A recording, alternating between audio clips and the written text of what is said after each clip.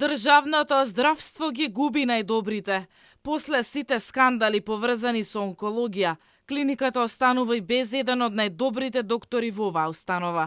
Онколошките пациенти, разочарани на социјалните мрежи, алармираат за заменувањето од клиниката на докторката Даниела Поповска и исплашено прашуваат ќе има ли кој да ги лекува. Според коментарите, нивната надеж за брзо оздравување била токму таа, која сега веќе преминува во приватното здравство.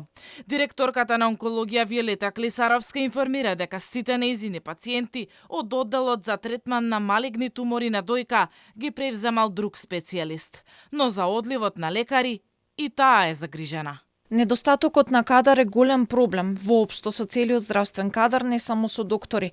Постојано на тоа се укажува и во моментов имаме активно барање до Министерството за здравство за вработување. Бројот на онколошки пациенти секојдневно се зголемува, а бројот на доктори е се помал на клиниката. Дали ќе превземе нешто ресорното министерство? Одговор не добивме. Болните со канцер, според наши информации, се соочуваат со немање на соодветна терапија, која пак може од свој джеб да ја купат во некоја соседна земја. Опасност има и од недостиг на постоечките лекови по новогодишните празници. Немаат ниту термини за потребните испитувања. После 4 месеци добив термин за скен на коски.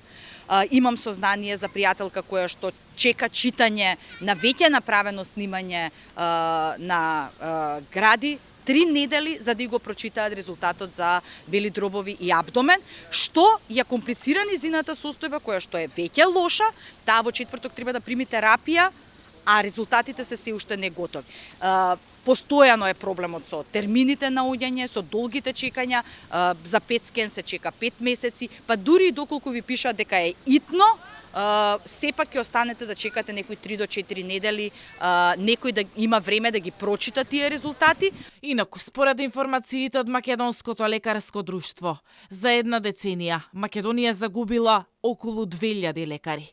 Главни причини за одливот на доктори се недостигот од современа опрема, ниските плати и работното оптоварување.